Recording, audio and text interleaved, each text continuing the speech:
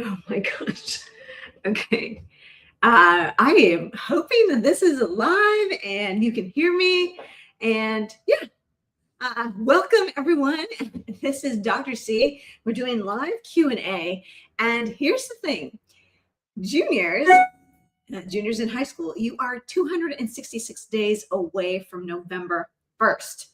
And when that reality hit me yesterday, I thought, oh my goodness, I really need to help students and parents because the questions I got this week from my students, now, mind you, I said you have to ask your questions. We usually meet every 2 weeks on Sundays, but of course it's Super Bowl.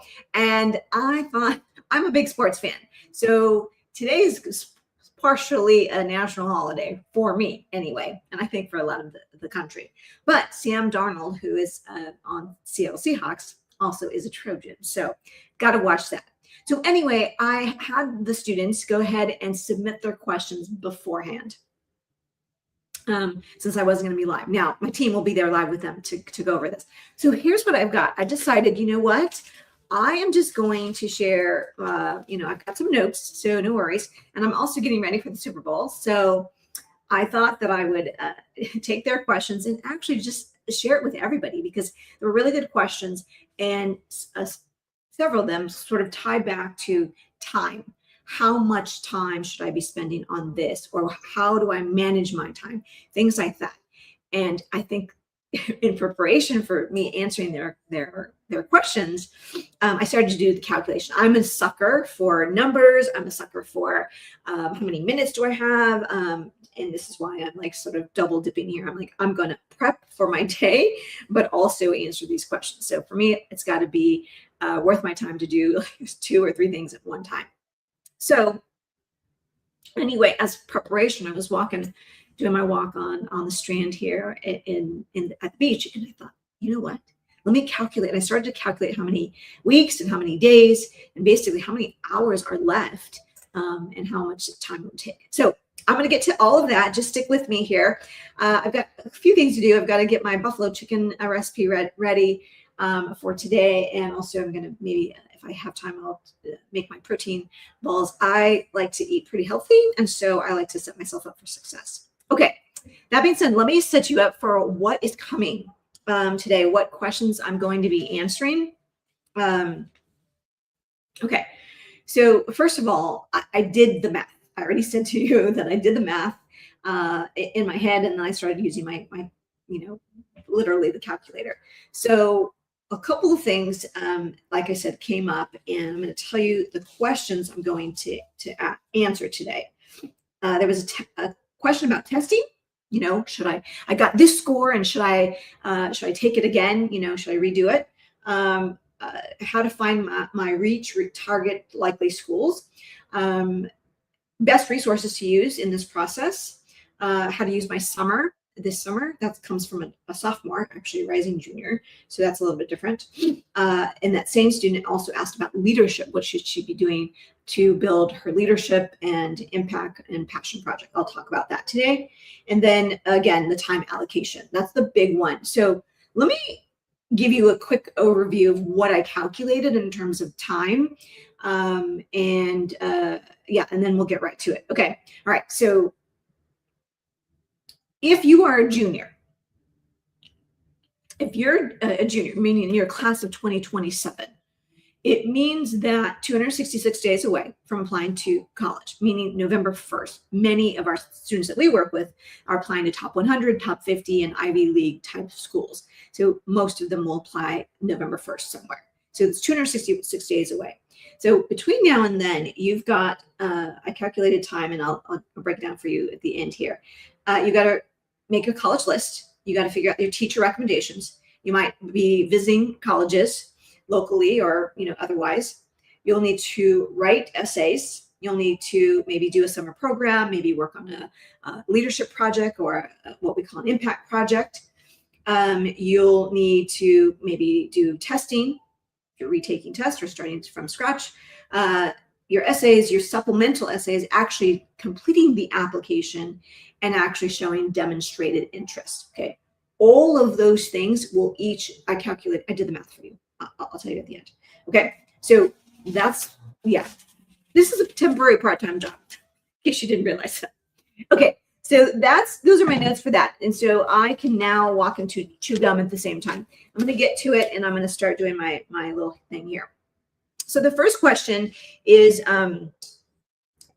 about testing. Now, this young woman, she is a junior, going to be a senior. She's class of 2027. And her question is this: I scored a 1480, and is it worth it for me to take it again? Should I take it again? And then she also says,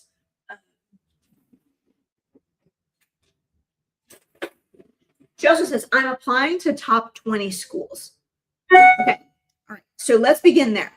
Now, I say to my VIP clients, hey, don't submit anything less than a 700. Any score that does not have a 7 in front of it, I wouldn't submit it. Okay. That's where we sort of begin. That's the very first kind of golden rule that I have. So the first part of that question is like, is my score good enough? The answer to her question is yes, it is good enough. 1480 is very obviously a strong score. But I want to be very clear. Test optional, right? We have a lot of colleges that are test optional. In fact, I think most of them are. And we are swinging back to more test required, especially for the top schools. So test optional does not mean test neutral, okay? And so I want you to understand that colleges do publish their mid 50% range, okay? They've published their mid 50% range of test scores that they accepted to their class, okay? Now, mid 50% range, just so we're clear, means that 25% scored lower and 25% scored higher, okay? So just keep that in mind. Now, she says, I'm applying to top 20 schools, okay? She says, I'm applying to top 20 schools. Now, if you're wondering what I'm making a buffalo chicken dish, and I chopped up the chicken, just chicken from Trader Joe's, but I like to add like more bulk, and so I'm adding. I had this can already, so I'm adding this in case you're curious. Okay, so the key here is that she says I'm applying to top 20 colleges. Okay, that right there, 1,500 or above. 1,500 or above, right? You have to have 1,500 or above. And so she's short by 20 points.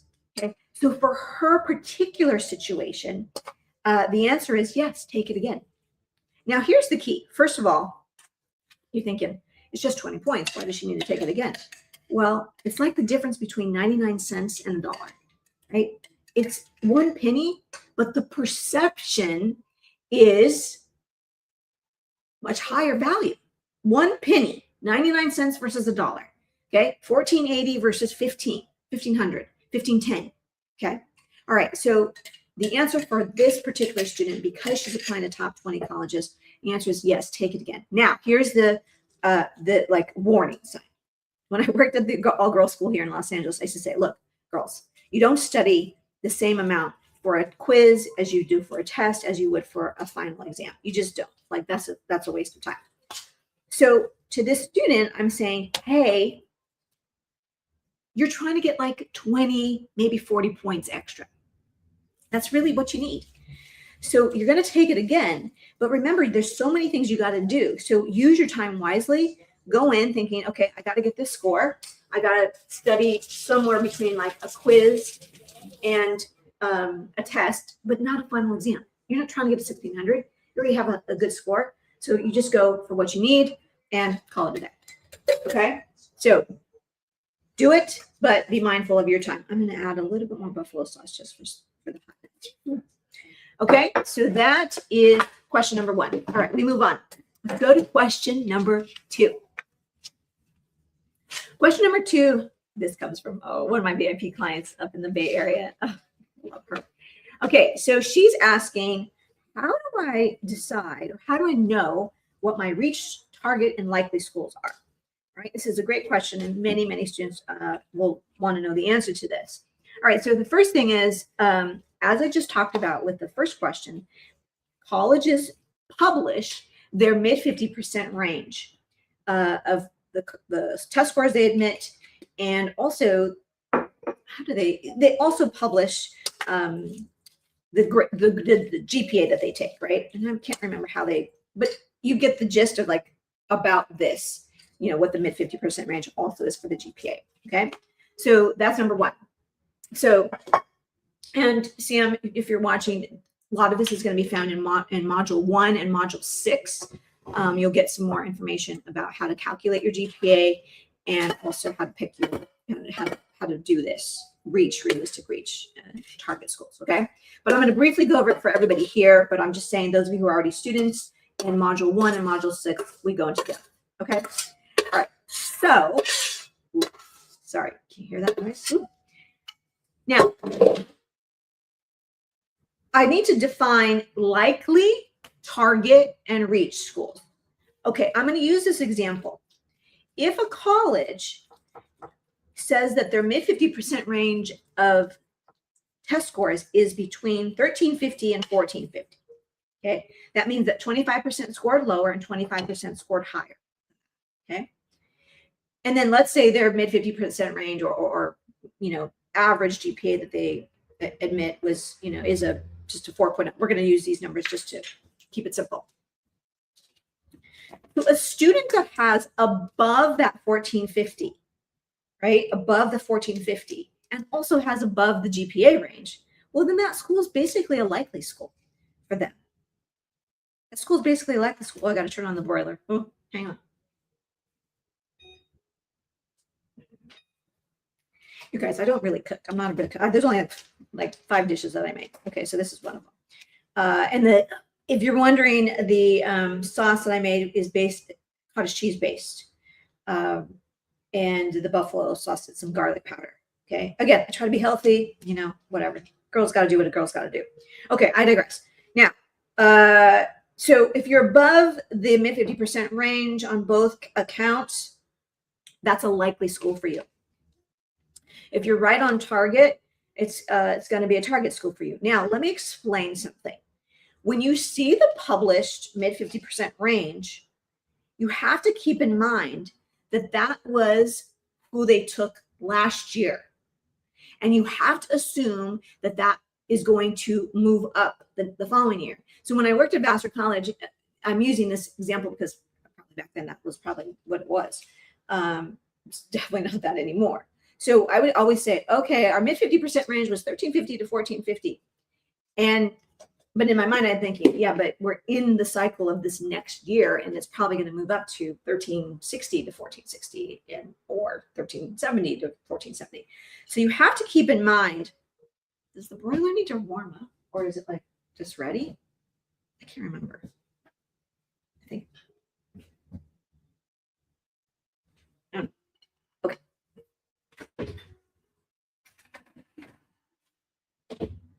Okay, so we're going to do that. All right, but I got to do both things at one time. All right, so let me finish this, because I can't walk and chew gum at the same time. All right, target. So target school, if you're sort of dead center, right?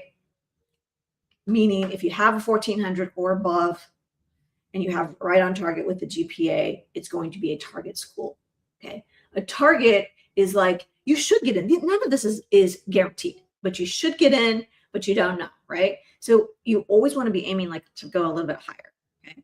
Now a reach school would mean that you're at the lower end of that mid 50% range. So you're towards that 1350 mark, maybe even a 1360 or 1370. And you also have like a 3.7 GPA or something. Okay. So that's going to mean it's going to be a reach college for you. Okay. Now, let's say you're more of like you have a stronger number. Let's say you have 1470 and a 3.7 GPA. Well, maybe it's a 50-50. But truth be told, you want to be actually the reverse. You'd rather have a stronger GPA than a higher test score, especially if it's a test optional school. I wouldn't submit the test score, right? So there's a lot of things that play a role. Now, what you're really asking, or what this client is asking, and I'm meeting with her today, see you later today, is what can I find that are my realistic reach schools? Because let's face it, Harvard, Yale, Princeton, Stanford, those are going to be reaches for everybody, pretty much most of the country, right? But for some people, they're realistic reaches. Like, yeah, like I'm inviting you to the dance. Let's go, So that's really what she's asking. So here's what I want to tell you about realistic reach schools.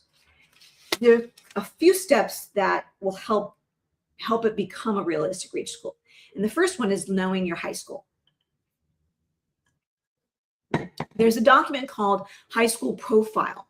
Your high school profile is a document. If you don't know what I'm talking about, you're going to Google your high school name plus the word school profile, and you're going to find a PDF. And on that, it has a bunch of information. Okay. Now, on that, you need to see basically the list of colleges that are listed there. A high school profile is going to, a good one, is going to tell the reader, usually the admission officer, the students from your high school, where have they been admitted in the last 3 to 5 years? That's key. So if colleges that are on your list and on your top list are not nowhere to be found on your high school profile, that's probably a sign it hasn't happened. And it doesn't mean it's impossible for you to be admitted, but statistically, like, your chances are going a little bit down. So maybe readjust some of that. Okay, so that's number one, right? Proximity to how long ago was someone from literally from my high school admitted. Number two, how close are you to being a party of one? We talked about this, and I'll go over some of this a little bit later in one of the other questions. But used to be like if you're the student body president of your school, right? That's good. And there are 28,000 others, right? One for every high school. Okay. If you were elected, there's a thing called girl state, right? If you were elected as the governor and you went to the girl state, that was only one person and you had to be elected. So, there's only 50 girls who were elected as the governor of their girl state in their state. Or are you a TEDx speaker? Like, have you by now, by the time you're applying to college, like, were you a TEDx speaker? I'm working with a kid right now who's a magician and also a TEDx speaker. Like, that's pretty much, I think he's probably the closest, if not like the closest I've come to working with that kind of party. Literally a party of one, literally. Okay. And then there are some other advantages as well. Let's face it, it is what it is. But if you're a legacy, if you're a recruited athlete, if you have a special specific talent, institutional priorities may also matter when it comes to figuring out if it's a realistic reach or not, right? So if you're applying to Stanford or Harvard, Yale, or Princeton, and mom or dad also went to school there, well, it's closer to being a realistic reach for you, provided you have the other, criteria. Okay. So you have to remember, college admissions, we're not asking, are you qualified to do the work? Again, most of the students we work with, they're applying to top 100, top 50 Ivy League schools. And they come to the table being qualified. And I don't mean like perfect transcript, qualified, valedictorian. I mean high curriculum, pretty much mostly A's, an occasional B plus, whatever. Like, so the question is not, can you do the work? The question is not, if I admit you, will you graduate in 4 years and not fail out? That is not the question, right? They just don't have the room for everybody. The question is, who's going to say yes? So developing a college list is not about putting all the prestigious schools on there for your ego. It's about understanding the probability of where you'll be admitted. That's what you want to maximize for. Okay. All right, moving on. Question number 3. Oh my gosh, I love this question so much. This question comes from Max over in South Carolina, and he's asking, how should I be using the resources? What are the best resources I should be using, taking advantage of? And, on the face of it, it sounds like he's asking, like, should I be taking advantage of the Sunday workshops that we offer, or the video tutorials, or the essay camp, or what should I be doing? And really the answer is you should be taking advantage of all of those, but the most important piece of this is you. How you show up for the next 266 days is going to carry the day. Okay. All right. So let me check what's going on here.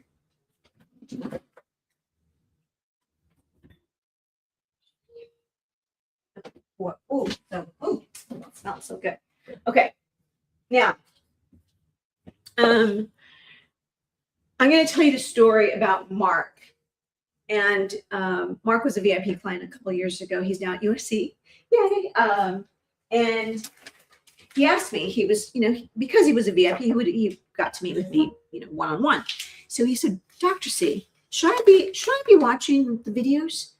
And I said, Mark, I said, you're on the cross country team for school. I said, do you only, practice your running when you're at practice? He said, well, no. And I said, well, what else do you do? He says, well, I run, I do other runs throughout the week, or especially I run with my dad, and he lives near the Rose Bowl. So I love that walk around or run around the Rose Bowl. So he's like, I run there. I watch my nutrition, my hydration, blah, blah, blah. I said, great. So now you understand. If you can take advantage of all the things we offer, right? The video tutorials and showing up on the workshops and all of those, and the essay camp, of course. So if you're going to take advantage of that, you're going to show up better. You're preparing, right? In college admissions, look, you're basically preparing for the Olympics. So you got to put in the training, you got to put in the reps, you got to do what you got to do. Okay. And so another analogy would be like, okay, again, most students are in AP classes or IB classes. So do you show up to AP class like without having done the reading? No way, right? I mean, I guess you could, right? Or better, I like to say, hey, I'm the Kobe Bryant of coaches when it comes to college counseling. Like if you had a meeting with Kobe, right, would you ask Kobe like how he ties his, how he laces his shoes so they're not, too tight for the game? No, you can Google that.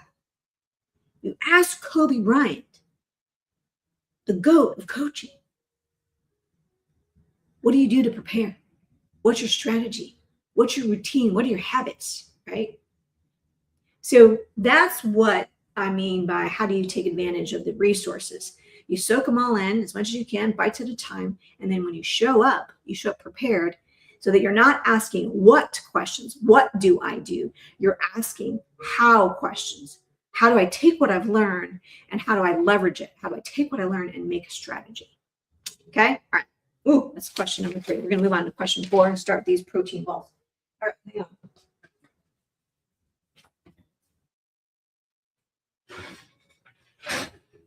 Oh my God, you guys look. Can you see that? Ooh, hang on. Oh my word. I've made it a couple times. It's so good. I follow Madeline Raskin.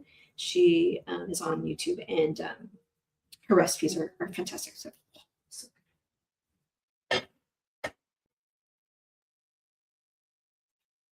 okay. I'm not the cook of the family. I just follow a recipe. Okay, so I'm making some, I call them my little protein cookies, but anyway. Okay, so here's question number 4. Summer. Oh, this is a good one. So she's a sophomore. So this is good. If you're watching and it's like, okay, I'm a sophomore and it's not applied to me. All of this applies to you because you can get ahead. So she says, hi, Dr. C. I got admitted to a summer program, SHAPE. It's at Columbia. And I'm not sure if I'll do 2 sessions or 1. What should I do? And how should I be spending my summer? That's basically what she says. So, okay, first of all, yay, congratulations. I love, students who basically take the time to apply to summer programs, especially the ones that are selective. So this one is selective. What that says or signals to the admission officer when you eventually put this on your resume is like, I'm smart, I'm ready. I applied to this thing.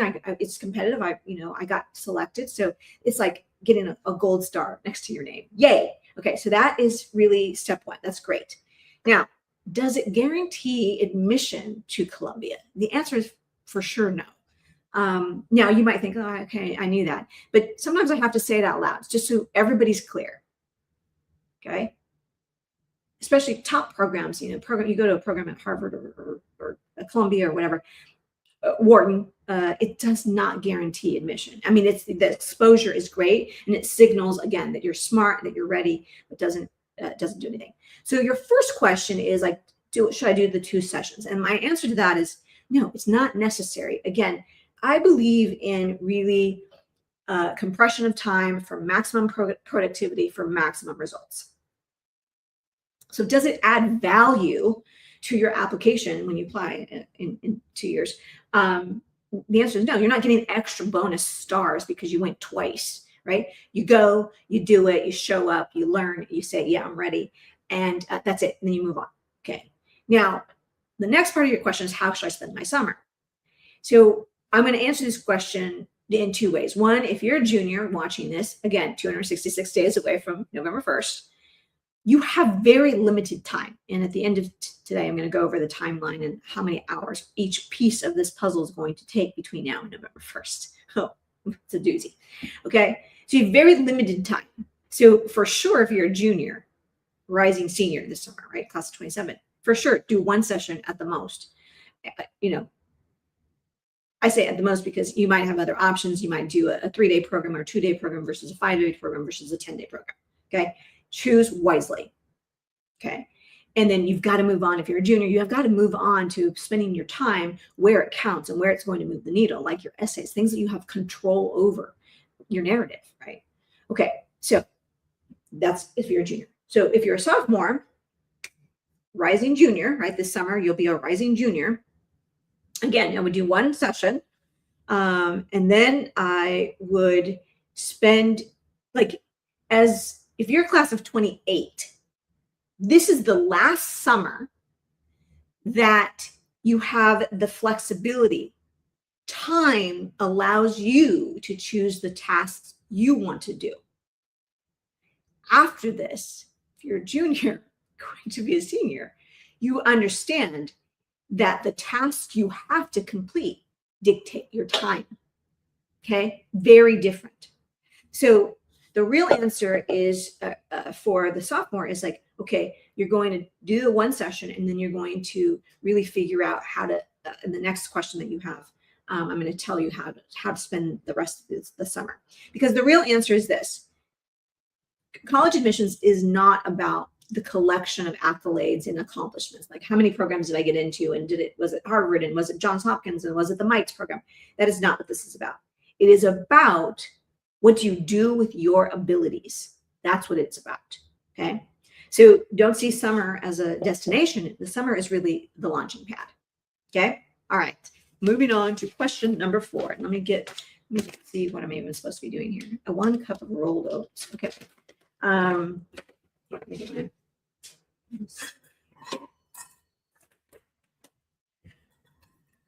Okay, the next question is leadership.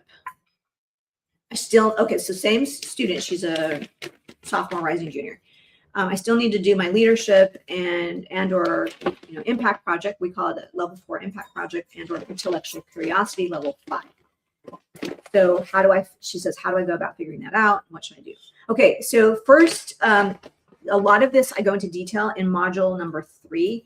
It's one of my favorite modules because I spent time giving 3 really good examples of how you would climb the leadership hierarchy, my leadership hierarchy, level 1, school, level 2, school leader, being involved in school. And then it's like school leadership is level 2, level 3 is coolness factor, or what people call passion project. And then level 4 is impact project, and level 5 is intellectual curiosity. So my first thing is module 3, you'll get that. Okay, here's the big takeaway. If nothing else, you understand this. The goal is not to be a leader, a president, a captain, and as many things as possible. The goal is to become as close to a party of one as possible. Earlier, you heard me use the example of student body president. Yes, that's great because there's only one at each high school, but there are also 28,000 of you across the country. So very good, but being elected to a state position, if you're familiar with the Girl State program, you go, certain girls are nominated to go. So you're already in a smaller pool. And then at that conference in the summer, then they vote, who's the governor, right, of their section. So then there's only one. And then you multiply that. That's 50. There's 50 of you. Okay, you're getting to be closer to a party of one. And then that last example I used earlier was the young kid I'm working with right now. He is a magician. since 8 years old. And he also has a TEDx talk under his belt. He's like, you can find him and Google him, and like, he's a TEDx speaker. Okay, that's close to a party of one.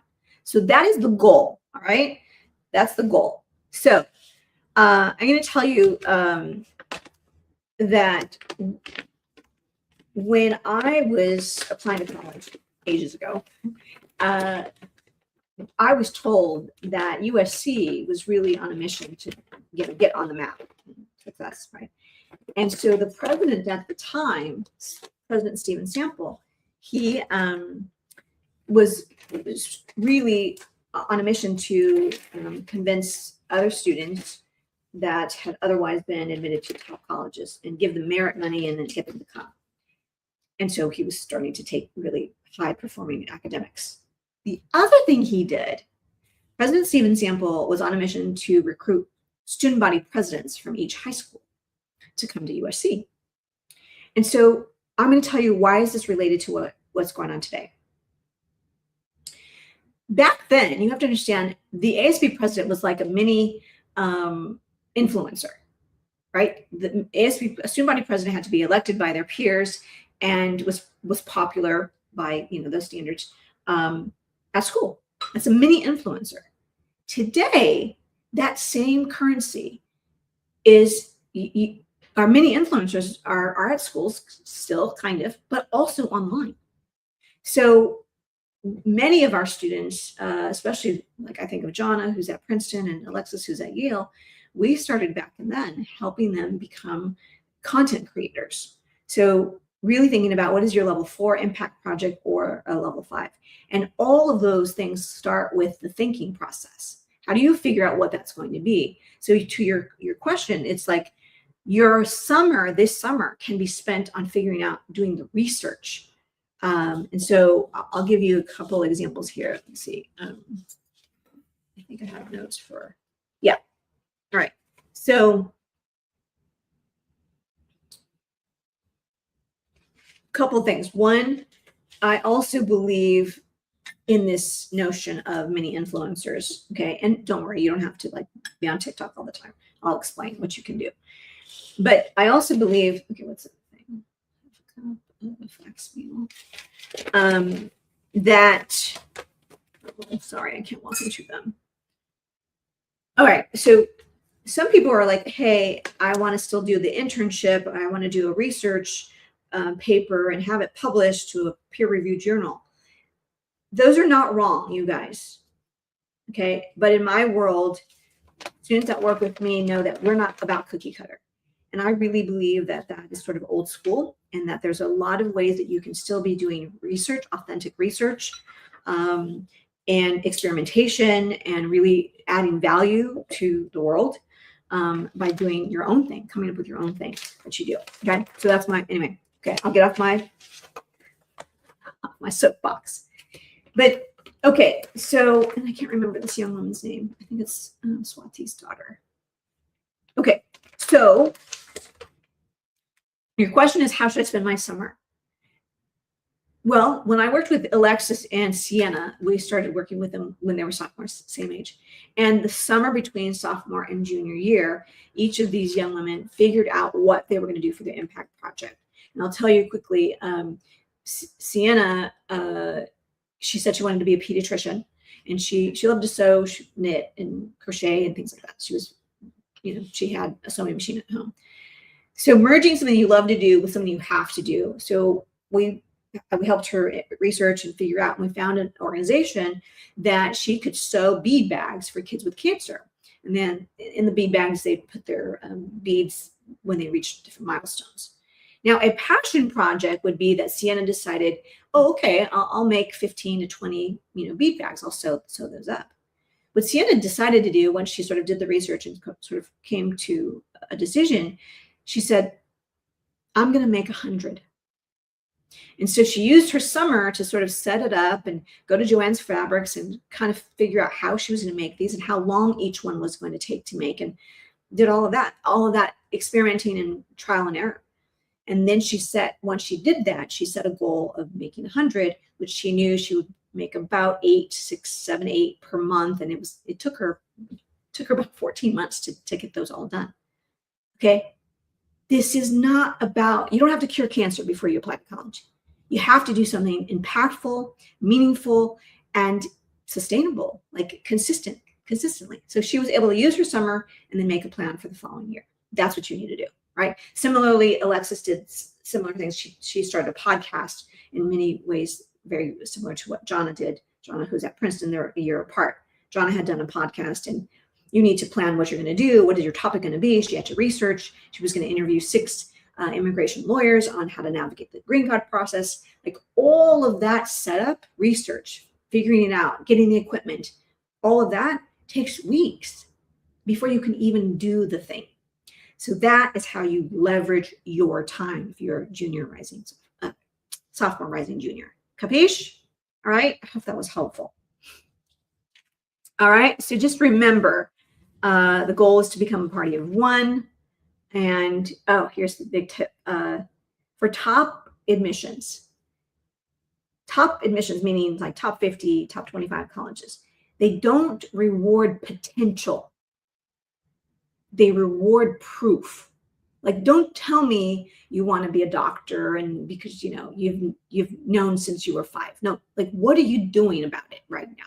Okay. So top college admissions does not reward potential. They reward proof. So use this time to build your proof.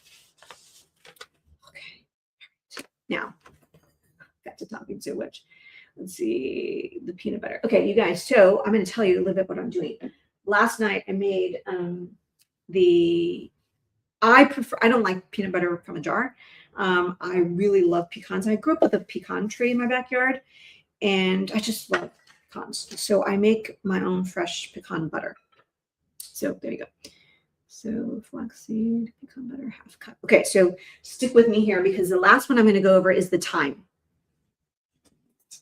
I'm going to reveal to you just how much time each of these things are going to take. Oh, I don't want to mess my shirt up. I'm all dressed up for Sam Darnold here.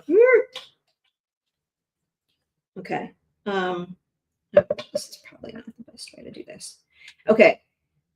So I'm trying to talk off the top of my head, but by the time you are 11, 10, well, now you're 10 months away, but let me break down for you all the things that have to get done. I said this at the top of the show, but I'll say it again now, and then I'll tell you the time frame. You have to make your college list. You have to, at some point, have to finalize, where you're applying to college. So you need to do all that research. Maybe you visit colleges, do all those things. You need to make sure it's an appropriate list. You're trying to set yourself up for success, right? As much as possible. You're not just trying to wing it and go like, oh, well, let me just hope. I'm telling you right now, hope, you guys, that's not a plan. That's just hope, okay? You need a strategy. You need a plan. I guarantee you. The goal is to get in. So you need to figure out that. You need to figure out what your major is going to be, which you can apply as, again, leveraging it, making a strategy. You need to find teachers that are going to write teacher recommendations for you. You have to do all the things for your resume, your activities list. You've got to write a ton of essays. Really, don't get me started on that. Essays. Maybe you're going to go visit colleges. Maybe you're doing testing. Those of you who are testing, you're got to account for the testing and how much time that's going to take. Let's not even start on just the application itself. Filling out the application. That's a piece of the puzzle. Woo! Oh God. Let's see what I just did.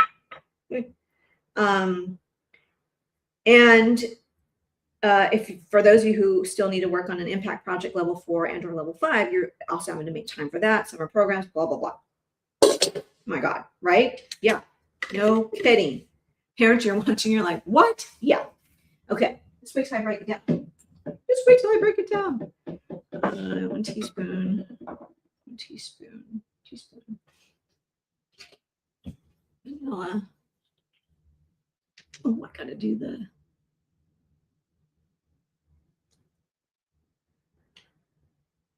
Oops, I didn't mean to do that. I only needed 1 teaspoon, right?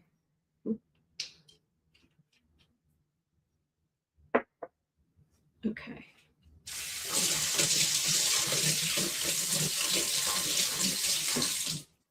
Okay, now we're going to see, I'm going to try to use this like I can't do sugar too much. So what did I say? 2 to 3 teaspoons. I'm trying this for the first time. I probably should not try this for the first time, but I'm gonna do it. 2 to 3 teaspoons of this and the rest of the water. I need a third of maple syrup, but I don't want to use maple syrup. So we'll see how this works out. Nothing like experimenting right on live TV. Hello. I just made this, you guys. Okay, we're going to try that again. Whoops. Whoops. All right, let me go to my notes because I wrote down the amount of time. I calculated the hours. I'm not kidding you. All right, so what I've got for college list, coming up with your college list, 3 to 10 hours.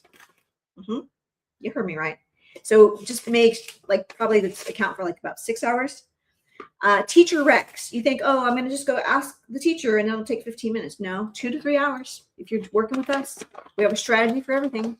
Visiting colleges. If you have not done this and you still need to do this, if you do local, that's 10 to 20 hours. If you're going to take a trip, that's 30 to 50 hours.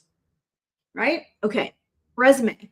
We're just resume dumping, just data dumping, 2 to 3 hours. Then when it comes to the common application, you get 10 lines, each one easily 30 minutes, 5 hours. UC, University of California system, you get 20 entries, up to 20 entries. Again, if you just use that same 30 minutes, which is actually more, but okay. I'm being conservative here. 10 hours just to fill out that section of the application. Okay, let's keep going. Where did I put the essays? Okay, if you're working on your level 4, level 5 project, that is 50 to 80 hours. You got to find 50 to 80 hours. Testing. If you're just, it could be 20 to 30 hours. If you're, if you just do it, taking it one more time, maybe less, but just 6 to 8 hours just on the day of the testing, the prep, the mental mindset, getting up early, driving there, taking the test, and then coming home and decompressing. And let's face it, you're not doing anything else on the day that you take a test. No. So 20 to 30 hours. Essays, just to get a set of essays in good shape, six essays that you'll probably need, 4 to 6 essays, 40 hours. Just the application, 13 hours. Demonstrated interest. Oh, follow me if you want to know what that is. That's another 5 hours. Supplemental essays, you guys.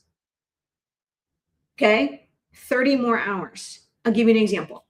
You've got your, your set of 6, your arsenal of 6 essays. I'm going to use this instead because it said I can use almond milk or water, and I'm going to use this fake creamer thing that I have. Let's see. Experimenting. What's going to happen? What's going to happen? Nothing. All right, we're doing it.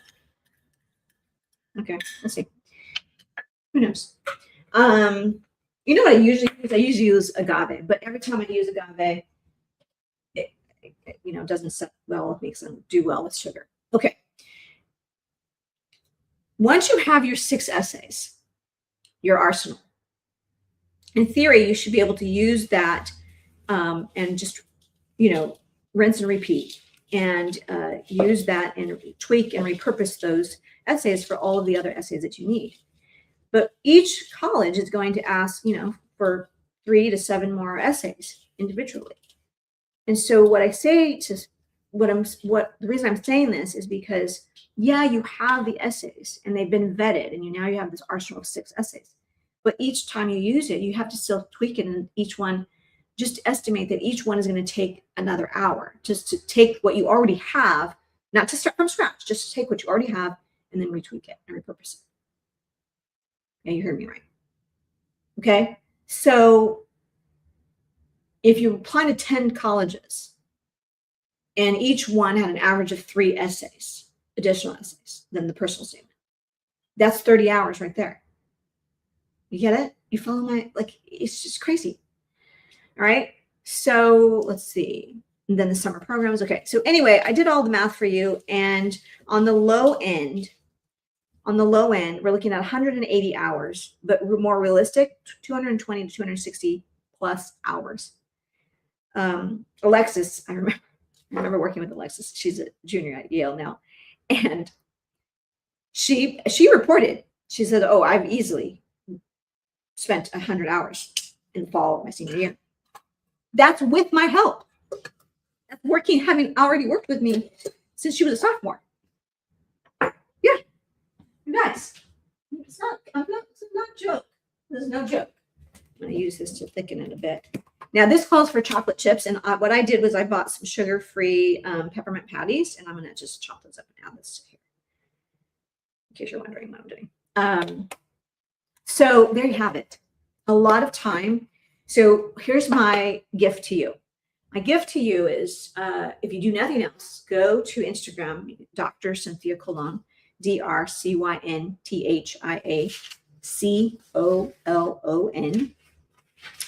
is my handle.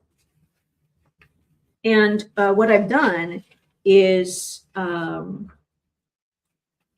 started today to give you 15 minutes. Just 15 minutes. What can you do 15 minutes a day? So I'm going to give you a 15-minute task every single day between now and November 1st. Yeah, I know, right? Because you know what? I keep thinking, if I was a kid, I will do what you tell me to do. So just tell me what to do, when to do it. Okay. So, and those of you who are already part of our, communities and part of our programs, I'm going to be telling everybody, what you need to do. And then if you go on the inside and you use your,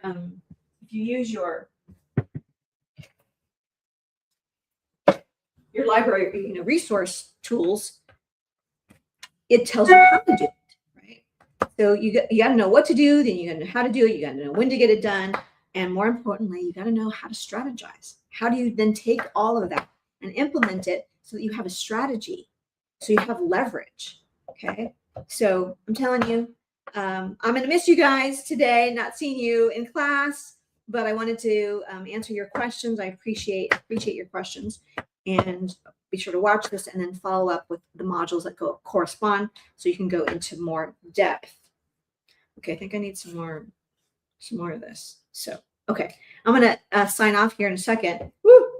Let's see. Let me just check my notes to make sure I didn't forget to tell you anything. Oh, let me tell you some resources that you can. Okay, so if you're a junior, rising senior, class of 2027, you don't have time is not on your side. So use it wisely. Number one. Number two, this is a season of no. This is what you don't want to hear. You don't want to hear that this is a season of no. I know that. And all I'm going to say is January of senior year, you can do whatever the heck you want. Okay. Number one. Number two, the more you get done now, a little bit of flexibility will you have in the fall of your senior year. So run like the wind right now, you guys, so that, because come fall, you should be just putting things together, your application, putting it together, and you should have the majority of the brain work done, and you can still enjoy fall of senior year, which is important because, football and homecoming and all the things.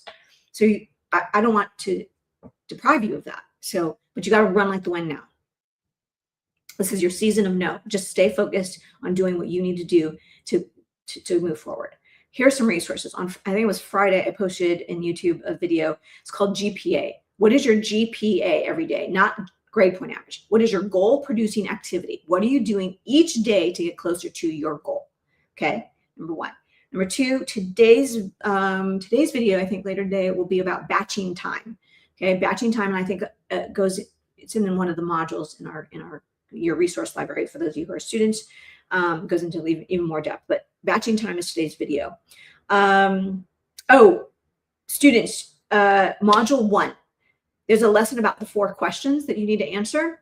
And the best thing for you to do is be as specific as you can with details of how you're going to get and achieve your goals. that will lead you to how you should be spending your time. So it's module 1, and I want to say it's like lesson like 7 or something. Follow me on Instagram, and that's pretty much it. Okay. All right. You guys, compression of time, maximum productivity for maximum results. You got to be committed to get admitted. All right. Okay, that's all I've got for you today, because I got to finish these protein balls and put them on a sheet and put them in the freezer so they can, settle in. Anyway. Okay, I love you so much. Thank you for being here. Students, I will miss you today, but you have fun with Coach Stephanie and Coach Dina. All right, remember, wherever you are, go make it a happy and sunny day. Let's go Seahawks. Really, really, what I'm saying is, let's go Trojans. Sam Darnold. All right, cheers. Bye for now. I should probably have a little clicker or something.